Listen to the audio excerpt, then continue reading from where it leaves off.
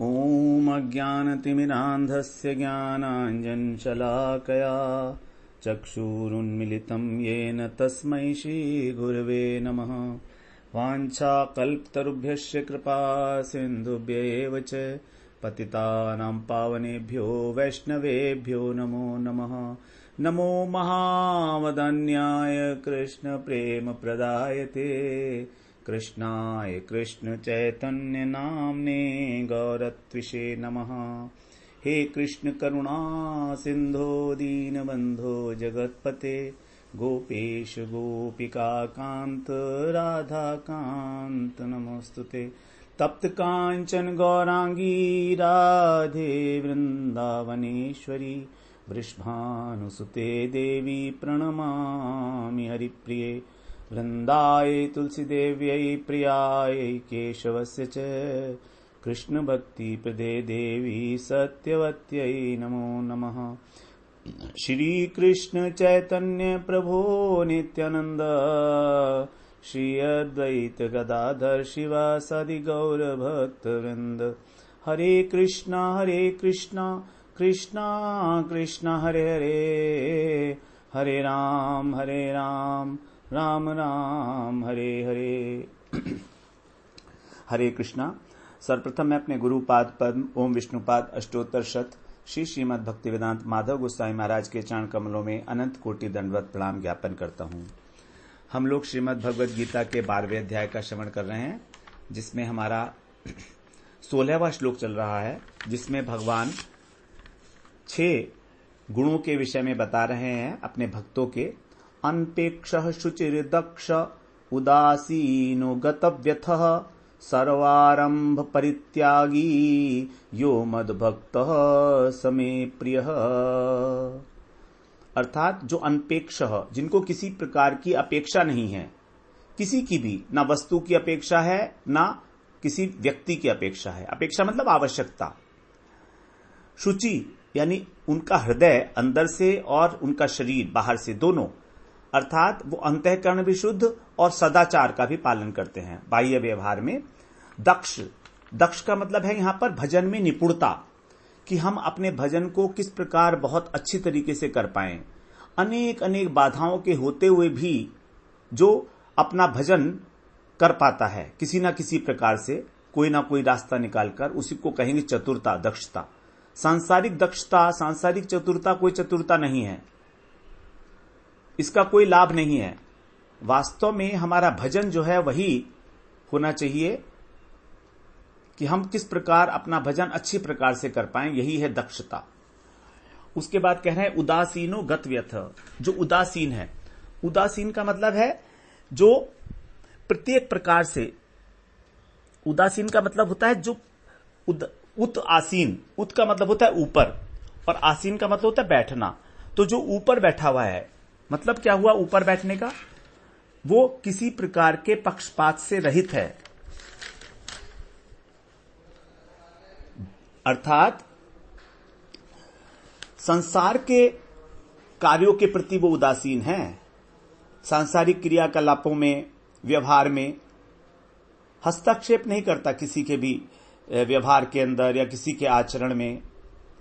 भगवतीय कर्म के प्रति उदासीन नहीं है वो। यदि संसार का कोई भी कार्य जो भजन का विरोधी है वो त्याज्य है, उसको छोड़ना चाहिए। तजोरे मन हरि विमुखन को संग, जो हरि से विमुख लोग हैं उनका संग हमें त्यागना है। जिनके संग कुमति उपजती है परत भजन में भंग। हमारी बुद्धि खराब होती है जिनके साथ रहने से, और भजन के अंदर व्यवधान पड़ता है, उनका संग तो बिल्कुल ही छोड़ देना चाहिए हमको। तजोरे मन हरि विमुखन को संग। और भक्त जो है, जो सद्गुण है ना, उनके प्रति भी उदासीन रहता है। उसे पता ही नहीं होता कि उसके अंदर गुण है, उसमें इतनी दैन्यता है, क्योंकि भक्ति का उदय होने पर जो दैन्यता है वो स्वयं आ जाती है, अथवा अगर दैन्यता का उदय होगा तभी भक्ति आएगी, एक ही बात है। तो भगवान जब उसके हृदय में भक्ति आ जाती है तो उसके अंदर सारे सद्गुण भी स्वयं आ जाते हैं। वो उसके लिए कोई विशेष यत्न नहीं करता। जैसे यहां पर जो भी भगवान इतने सारे गुण बता रहे हैं, अपने भक्तों के लक्षण बता रहे हैं, ये सभी लक्षण भक्त के अंदर अनायास आ जाते हैं, बिना उसके परिश्रम के, बिना किसी प्रयास के। भागवत में बताया है 5वें स्कंद के 18वें अध्याय के 12वें श्लोक में, यस्यास्ति भक्तिर्भगवती अकिंचना सर्वैर्गुणैः तत्र समासते सुराः हरौ अभक्तस्य कुतो महद्गुणा मनोरथेन सति धावतो बहि। असति, असति का मतलब है जो असत वस्तु है। असत क्या है? संसार असत है, भगवान सत वस्तु हैं। तो असति का मतलब जो सांसारिक मनोरथों के पीछे भाग रहे हैं, इस प्रकार की जिनकी मति है, जिनकी बुद्धि है, तो वे कैसे भाग रहे हैं? संसारिक मनोरथ के ऊपर। मनोरथ कहा, मनोरथे न, अर्थात मन रूपी रथ के ऊपर बैठकर संसार की ओर भागना। हमारा मन क्या है? लगाम है ना, तो इसको यहां पर रथ कह दिया गया है, मनोरथ। तो उन कामनाओं के पीछे भागना, संसारिक कामनाओं के पीछे भागना, बाहर की ओर। धावतो बही, बही का मतलब बाहर की ओर, मतलब भगवान से दूर, बहिर्मुखता। तो उन अभक्तों के समीप सद्गुण कैसे आएंगे? अभक्तस्य कुतो महद्गुणा, अभक्तों के पास कैसे आएंगे? और वो आते कहां हैं? यस्यास्ति भक्तिर भगवती अकिंचना, जिसकी भगवान के अंदर अकिंचना भक्ति है। अकिंचना का मतलब है अहेतु की भक्ति।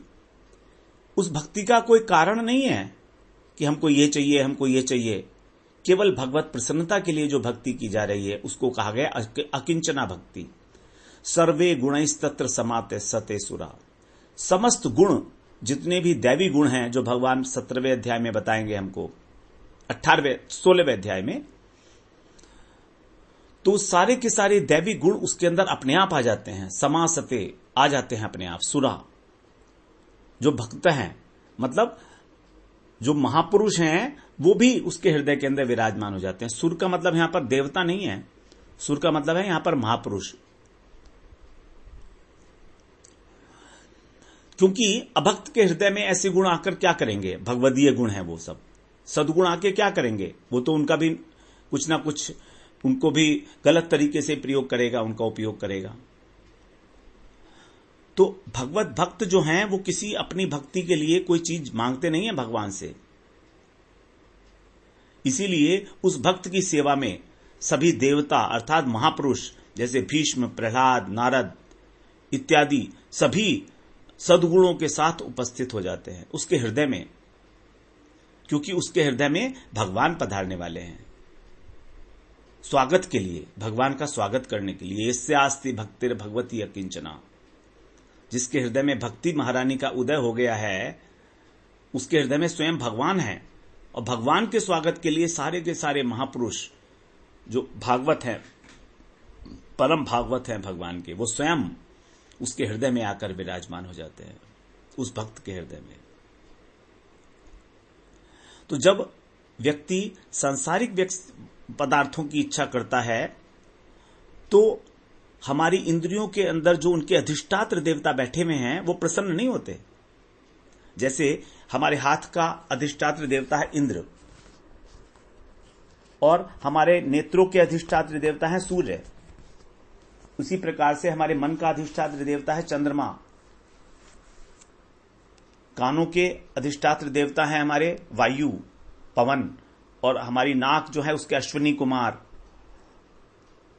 इस प्रकार से हमारे प्रत्येक ज्ञानेंद्रियां और प्रत्येक कर्मेंद्रियों के एक एक अधिष्ठात्र देवता है। तो जब हम सांसारिक पदार्थों को भोगना चाहते हैं उन इंद्रियों के द्वारा, तो वो देवता प्रसन्न नहीं होते हैं।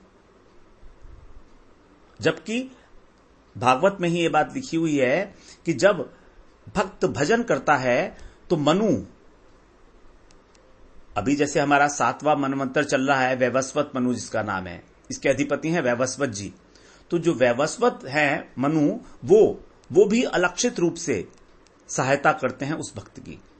और मनु केवल अकेले नहीं करते हैं, मनु के साथ जो उनके अधिकारी वर्ग हैं, देखिए एक मनवंतर के अंदर अधिकारी होते हैं जो उस मनवंतर के अंदर जो कुछ भी हो रहा है उस सब को वो हैंडल करते हैं, अफेयर्स को। तो एक तो होते हैं मनु, दूसरे होते हैं मनु पुत्र, मनु के पुत्र जितने हैं वो भी, और सप्तऋषि और इंद्र।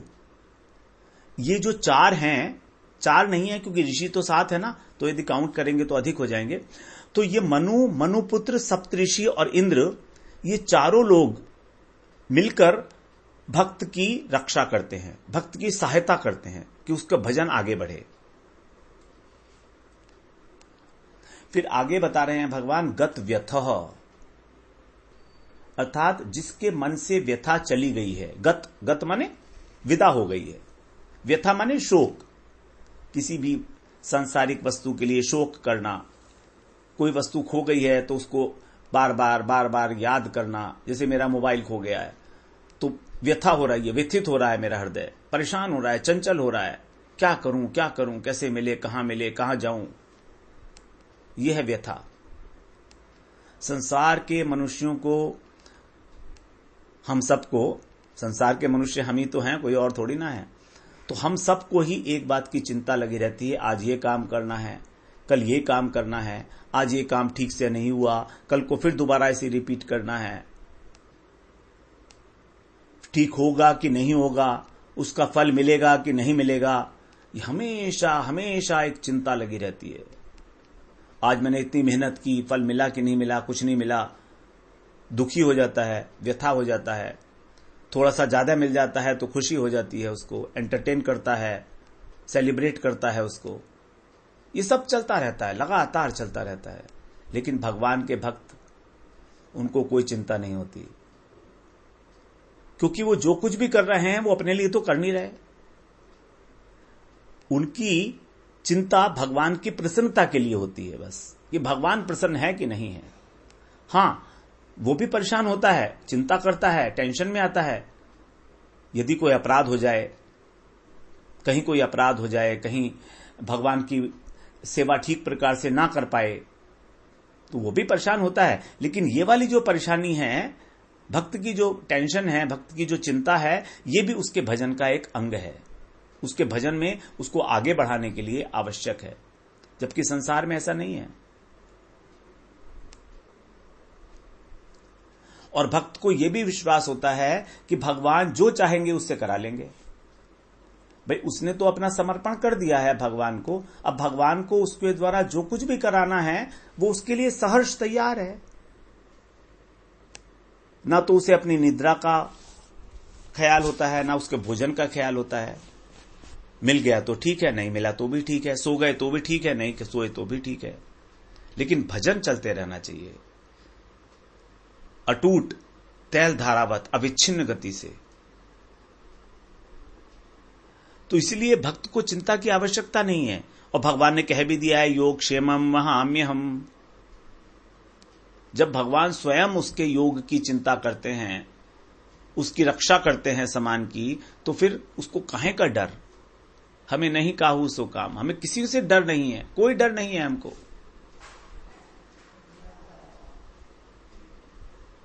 कुछ भी खो जाए, कुछ भी खो जाए, बीमारी हो जाए, कोई बात नहीं है, भजन ठीक ठाक चलना रहे, बस भजन चलता रहे। चाहे कुछ मिले, चाहे कुछ नष्ट हो जाए, कुछ आ जाए, हृदय के अंदर हलचल पैदा नहीं होनी चाहिए। That is the criteria of not getting affected by any of the happenings in the world. अलब्धे वा विनष्टे वा भक्ष्याच्छादन साधने अविकलव मतिर्भूत्वा हरिमेव ध्याय स्मरेत। पद्म पुराण में बोल रहे हैं, अलब्धे वा, किसी वस्तु की प्राप्ति नहीं हुई, अलब्ध, अथवा विनष्टे, वो अच्छी प्रकार से नष्ट हो गई, कोई वस्तु उनके पास है, मान लीजिए मोबाइल है, खो गया, क्रश हो गया, पानी में भीग गया, विनष्ट हो गया, कोई बात नहीं। कुछ सामान चाहिए था, नहीं मिल पा रहा है, कोई बात नहीं। भोजन नहीं मिल पा रहा था, कोई बात नहीं। भक्ष्याच्छादन साधने, कुछ भी भोजन का सामान मिला और वो भोजन नहीं कर पाए किसी कारणवश, आच्छादन हो गया उसका। अविकलव मतिर्भूत्वा, उनकी जो मति है, उनकी जो बुद्धि है, वो विकल नहीं होती, वो बुद्धि विकलता को प्राप्त नहीं होती। मतलब किसी प्रकार का कोई चंचलता, कोई क्षोभ हृदय के अंदर उत्पन्न नहीं होता। इस प्रकार से भूत्वा माने होकर, हरिमेव धिया स्मरेत, उनकी धिया माने बुद्धि, यहां पर बुद्धि का अर्थ लिया जाएगा हमारा मन, चित्त। हरि एव स्मरेत, भगवान का ही सतत स्मरण, सतत स्मरण। धर्म अर्थ काम ये नष्ट हो जाए, उन्हें व्यथा नहीं होती। तो व्यथा का अर्थ केवल दुख नहीं है। यहां पर व्यथा का अर्थ केवल दुख का वाचक नहीं है। व्यथा, यदि कोई परिस्थिति प्रतिकूल है तो हमको जो उस प्रतिकूल परिस्थिति में डिसअपॉइंटमेंट होता है, हमारा मन खिन्न हो जाता है, डिजेक्शन की फीलिंग होती है, इनकम्प्लीटनेस की फीलिंग होती है, जिसके द्वारा हमारा चित्त क्षुब्ध हो जाता है, चंचल हो जाता है, वही है व्यथा। तो केवल दुख नहीं, यह व्यथा एक थोड़ा सा इसका विस्तृत अर्थ, विस्तार पूर्वक इसका अर्थ हमें ग्रहण करना पड़ेगा यहां पर। फिर आगे कह रहे हैं, सर्वारंभ परित्यागी यो मद्भक्त समे प्रिय। सर्वारंभ परित्यागी, बड़ा महत्वपूर्ण है यह बात। सर्वारंभ परित्यागी यो मद्भक्त समे प्रिय। हमारा इस धरती पे जो आगमन हुआ है वो इसलिए हुआ है कि हमारे अंदर कुछ कर्म के संस्कार थे। हम आए ही इसलिए कि हम संसार के अंदर विषयों को भोगें। जब हमारे अंदर स्वामीपन बनने का इच्छा पैदा हुई, संसार को भोगने की इच्छा पैदा हुई, तभी तो यहां पर हम संसार में आए। यदि हम भगवान की सेवा करना चाहते तो भगवत लोक में जाते, वैकुंठ में जाते, लेकिन हम यहां आ गए। तो यहां आने का मतलब ही यही है कि हमारी विषय भोग की इच्छा है। अब विषय भोग करने के लिए, संग्रह करने के लिए दो चीजें हैं, एक भोग और एक संग्रह।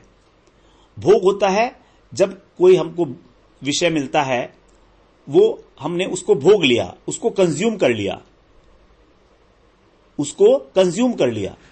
जैसे भोजन है मान लीजिए, तो भोजन को हमने खा लिया तो ये भोग हो गया उसका। धन है, धन को हमने खर्च कर दिया अपनी किसी सुविधा को इकट्ठा करने के लिए, तो भोग हो गया। संग्रह, संग्रह मतलब कि जो भोग मैं नहीं करा उसको मैंने संग्रह कर लिया, इकट्ठा कर लिया। तो इकट्ठा करने से मेरा ऐश्वर्य बढ़ता है, मेरी मान प्रतिष्ठा बढ़ती है, लोगों में सम्मान बढ़ता है। और अगर मेरे को जितना कमाया उतना ही मैंने खत्म कर दिया तो भोग तो हो गया लेकिन संग्रह नहीं हुआ। तो हमारी जो टेंडेंसी है वो दोनों होती हैं, भोग करने की भी और संग्रह करने की भी। अब इस भोग और संग्रह करने के लिए हमको नए नए काम शुरू करने पड़ते हैं। जब कोई विषय हमको इतना अधिक मात्रा में मिल जाता है कि हम उसका भोग नहीं करते तो उसको संग्रह कर लेते हैं आगे के लिए। तो इन सब के लिए हमको नए नए काम करने शुरू पड़ते हैं, नए नए उद्योग लगाने पड़ते हैं, प्रोजेक्ट लगाने पड़ते हैं, इंडस्ट्रीज लगानी पड़ती हैं, दुकानें खोलनी पड़ती हैं, बिल्डिंग्स बनानी पड़ती हैं। बिल्डर है अगर तो बनाता रहता है, जिंदगी भर मकान बनाता रहता है, मकान बनाता रहता है। उसको तो केवल एक छोटे से कमरे में रहना है, लेकिन मानता थोड़ी है वो, बनाता रहता है, बनाता रहता है। इसी को बोलते हैं आरंभ। सर्वारंभ, सर्व प्लस आरंभ। जैसे घर में नई नई चीजें इकट्ठी करना, नए नए वस्त्र खरीदना, विंडो शॉपिंग जिसे बोलते हैं आजकल। मार्केट गए, जो भी पसंद आया खरीद लिए। जरूरत है कि नहीं है ये मालूम नहीं, जगह अलमारी में नहीं है, कोई बात नहीं, खरीद लिया, शौक है।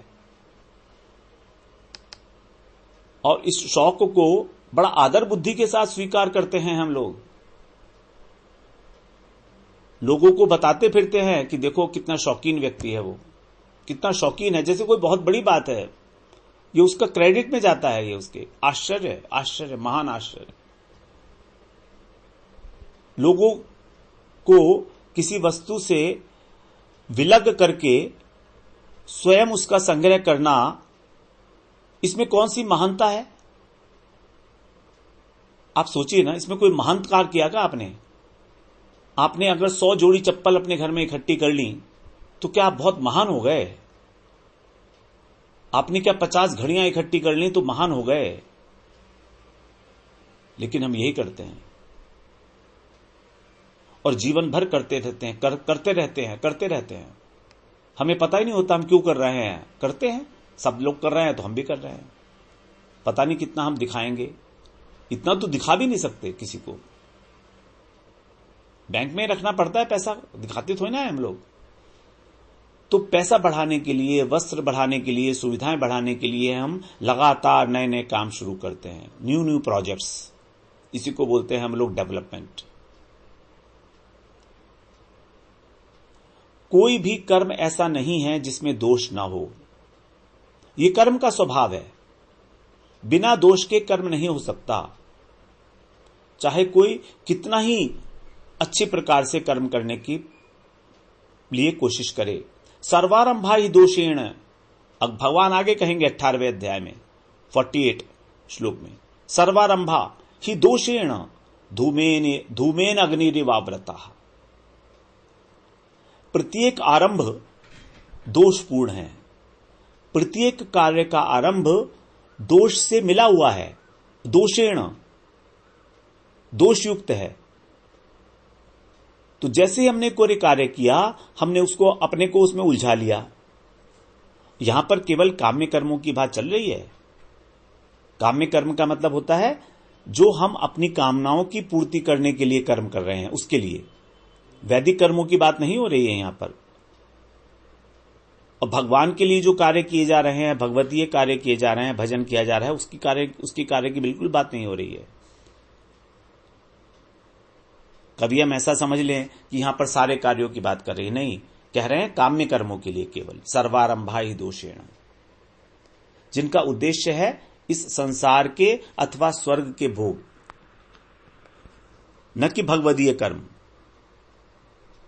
क्योंकि इसके लिए तो भगवान स्वयं कह रहे हैं कि आप भगवदीय कर्म करो। मत कर्म कृत मत परमो मत भक्त संग वर्जित है। भगवान 11वें अध्याय में आदेश दे आए हैं साधन पंचक में, मत कर्म कृत, मेरे लिए कर्म कर, अर्थात भगवदीय कर्म कर। इसीलिए हम लोग यहां पर सर्वारंभा ही दोषेण से केवल और केवल काम्य कर्मों को ही स्वीकार करेंगे। क्योंकि भगवान के लिए किया गया कार्य नहीं होता, सेवा होती है, उसका कोई कर्म बंधन नहीं बनता है। अब यदि हम संसार के कार्यों को लगातार बढ़ाते रहेंगे तो फिर क्या हमारा चित्त विक्षेपित नहीं होगा? हमने कोई भी प्रोजेक्ट बनाया, कितना प्रॉब्लम्स आती हैं। जैसे ही कोई नया प्रोजेक्ट कंसीव किया जाता है, there are the threshold problems on the very beginning of it. शुरुआत करते ही हमको एक बहुत बड़े विघ्नों का सामना करना पड़ता है, जिसको थ्रेशोल्ड प्रॉब्लम्स बोलते हैं। यदि वो पार कर लिए तो फिर वो प्रोजेक्ट ठीक प्रकार से हो जाता है। लेकिन ये सारे जितने भी हम नए कर्म कर रहे हैं, नए नए उद्योग कर रहे हैं, ये सब हमारी भौतिक उन्नति के लिए हैं, न कि परमार्थिक उन्नति के लिए। तो ये विक्षेप करने वाले ही हैं, संसार में और अधिक फंसाने वाले हैं। कितना फंसेंगे, कितना फंसेंगे? सोचिए सोचिए, एक बार तो निकलिए। निकलने की इच्छा भी हो रही है लेकिन फंसे भी जा रहे हैं। क्या विडंबना है हमारी, because we are not able to decide. इच्छा भी हो रही है कि हम निकल जाएं यहां से, संसार से मुक्त हो जाएं। किसी से पूछो क्या इच्छा, भाई संसार से मुक्त हो जाऊं, बस जन्म ही ना लेना पड़े अगला। अरे भाई, ऐसा भी कहीं होता है क्या? तुम्हारी इच्छा से ही का होगा सब कुछ? ऐसा कुछ नहीं होने वाला है, ऐसा कुछ नहीं होने वाला है। काम तो हम उसके लिए कुछ कर नहीं रहे, उल्टा उल्टा काम कर रहे हैं उसके लिए। तो विक्षेपित नहीं होगा चित्त नए नए कर्म आरंभ करने से। मैं यहां पर किसी भी व्यक्ति विशेष को लक्ष्य नहीं कर रहा हूं। आप अपने आप से इस बात का मूल्यांकन कीजिए कि यदि हमारा उद्देश्य भगवत प्राप्ति है तो फिर क्यों हम इस प्रकार के कार्य में, उद्योगों में, नए नए उद्योगों में हाथ डाल रहे हैं। इसीलिए तो भगवान ने कहा मत कर्म करत, भगवदीय कर्म करो। तुम करने का शौक है ना, नो प्रॉब्लम, करो, मेरे लिए करो, मेरी प्रसन्नता के लिए करो।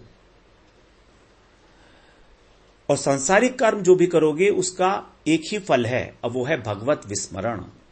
पहले से भगवान को भूले हुए हैं और अधिक भूल जाएंगे, अच्छी तरह से भूल जाएंगे, प्रगाढ़ रूप से भूल जाएंगे, जिससे कि और आगे आने वाले हजारों वर्षों तक, हजारों जन्मों तक कभी उनकी याद ना आए। लेकिन भक्त इसे स्वीकार नहीं करता। भक्त बड़ी केयरफुली किसी भी कर्म को स्वीकार करता है, बड़ी केयरफुली, कि कहीं मेरा इसमें भगवत विस्मरण तो नहीं हो रहा। Let me find out whether it is conducive for my bhajan और not. If it is not, then why I should do it at all. क्यों करूं फिर मैं ये काम? केवल भगवत प्रसन्नता ही उसका उद्देश्य है। परमार्थ विरोधी सारे कार्य हमको भगवान से विमुख करते हैं। तो इन 6 लक्षणों में सबसे इंपॉर्टेंट लक्षण यही है, सर्वारंभ परित्यागी, यो मद भक्तः समय प्रिय। यही सबसे इंपॉर्टेंट है। परमार्थिक कार्यों में भी कह रहे हैं कि प्रलोभन आदि जब देते हैं, किसी को भी शिष्य प्रलोभन आदि देकर न बनाए। न शिष्यान अनुबध्नीत ग्रंथान नैव अभ्यासेत बहुन न व्याख्याम उपयुंजीत न आरंभर्भेत क्वचित। परमार्थ में भी बड़ा केयर है इस चीज के मामले में। कह रहे हैं न शिष्यान अनुबध्नीत, किसी को प्रलोभन देकर अपना शिष्य मत बनाओ कि मैं तो भगवान का दर्शन करा दूंगा, भगवत प्रेम की प्राप्ति करा दूंगा, तुमको ब्रह्म ज्ञानी बना दूंगा, जैसे एडवर्टीजमेंट लगे हुए हैं आजकल। किसी अनधिकारी व्यक्ति को अपना शिष्य मत बनाओ। बहुत ज्यादा शास्त्र और व्याख्यान देकर अपना जीविका उपार्जन मत करो, जबकि यही हो रहा है सारे जीवन में, सारी दुनिया में। अपने जीवन निर्वाह के लिए शास्त्रों का व्याख्यान साधन मत बनाओ। यही हो रहा है। भागवत करना सीख रहे हैं, क्यों सीख रहे हैं? पैसे कमाएंगे। 1 लाख, 2 लाख, 10 लाख, 20 लाख रुपए में भागवत का सप्ताह करेंगे। क्या होने वाला है इससे? सोचिए ना, सोचिए क्या होने वाला है इससे? क्या कोई कल्याण होगा किसी का? कभी किसी का भी हो सकता है, किसी का भी कल्याण हो सकता है। भगवान का नाम लेकर भी कभी कल्याण नहीं होने वाला है, क्योंकि उद्देश्य ही हमारा जो है धन उपार्जन है। बड़ी महत्वपूर्ण बात है, इसे हमें सोचना चाहिए। यहां लिखा है क्लियर, शास्त्र व्याख्यान द्वारा जीविका निर्वाह न करे, न व्याख्यान उपयुंजीत, और न ही बहुत सारे ग्रंथों का अभ्यास करे। नैव अभ्यासेत बहुन, ग्रंथान नैव अभ्यासेत बहुन। बड़े बड़े आडंबरपूर्ण अनुष्ठान ना करे, बड़े बड़े भव्य शो, 20,000, 25,000, 50,000, 1-1 लाख लोगों को इकट्ठा करके भागवत समारोह ना करे। बड़े बड़े अनुष्ठान है ये, आडंबर है ये सब। इन सब का परित्याग करे। 7वें स्कंध में 13वें अध्याय के 8वें श्लोक में भागवत में ही ये बात लिखी हुई है। और जितना आडंबर किया जा रहा है वो भागवत के ऊपर ही किया जा रहा है। भागवत में ये बात लिखी है, तो भी केवल भागवत के ऊपर ही ये सब कुछ आडंबर इस संसार में चल रहा है, जो हम जानते हैं सब। हम उसके साक्षी हैं, हम उसके पार्ट भी हैं, we are part of it. So we should be very careful about this particular aspect. सर्वारंभ परित्यागी यो मद भक्तः समे प्रिय। इसलिए कह रहे हैं भगवान मद भक्तः, यहां पर कह दिया भगवान ने कि वो भक्त मुझे स्वाभाविक रूप से प्रिय है, मेरा है ना भक्त वो। मद भक्तः समे प्रिय, यो मद भक्तः समे प्रिय। क्योंकि यहां पर मेन जो 6 में से जो प्रधान लक्षण है वो आ गया, सर्वारंभ परित्यागी। इसलिए भगवान ने उसको कह दिया मद भक्तः। जबकि सामान्य तो सभी जीव भगवान को प्रिय हैं, क्योंकि सब उनके अंश हैं, लेकिन जो इस प्रकार के भक्त